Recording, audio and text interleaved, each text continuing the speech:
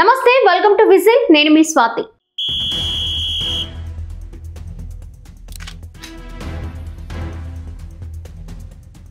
కొన్నాళ్లుగా తిరుమలలో పరకామణి వ్యవహారం తీవ్ర దుమారం రేపుతోంది. 2023 ఏప్రిల్ చివరిలో తిరుమల తిరుపతి దేవస్థానంలో హుండీ కానుకల లెక్కింపు గదిలో భారీ దొంగతనం జరిగిన దగ్గర నుంచి ఈ విషయంలో తీవ్ర విమర్శలు వస్తున్నాయి. ఈ కేసులో నిందితుడిగా ఉన్న హెడ్ క్లర్క్ రవికుమార్ దాదాపు 72,000 రూపాయలు దొంగిలించే ప్రయత్నం చేయగా టీటీడీ అధికారులు పట్టుకున్నారు. దీనితో అప్పుడు రవికుమార్ తాను చేసిన తప్పుకు క్షమాభిక్ష కూడా కోరాడు. అయితే ఆ సమయంలో ఈ కేసు లోక్ అదాలత్ ద్వారా రాజీకొచ్చింది. దీని వెనుక రాజకీయ నాయకుల ఒత్తిడి ఉందని ఆరోపణలు పెద్ద ఎత్తున వినిపించాయి. దీనిపై అప్పట్లో విపక్షాలు తీవ్ర స్థాయిలో విమర్శలు చేశాయి కూడా.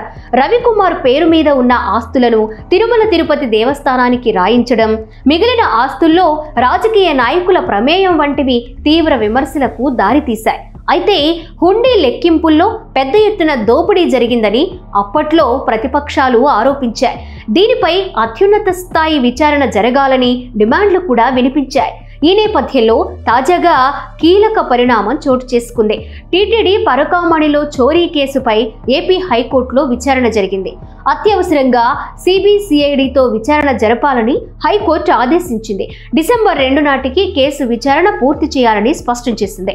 ఈ సందర్భంగా కీలక వ్యాఖ్యలు చేసిన హైకోర్టు ఈ కేసులో నిందితుడిగా ఉన్న రవికుమార్ ఆస్తులపై దర్యాప్తు చేయాలంటూ అవినీతి నిరోధక శాఖతో పాటుగా ఏపీ డీజీపీకి కూడా ఆదేశాలిచ్చింది. అలాగే లోక్ అదాలత్లో పరకామణి కేసు రాజీ చేసిన న్యాయమూర్తిపై కూడా చర్యలు చేపట్టాలని సూచించింది. ఇక గతంలో టీటీడీ చైర్మన్ గా పనిచేసిన వారితో పాటు అప్పుడున్న అధికారులపై కూడా లోతుగా విచారణ చేపట్టాలని స్పష్టం చేసింది.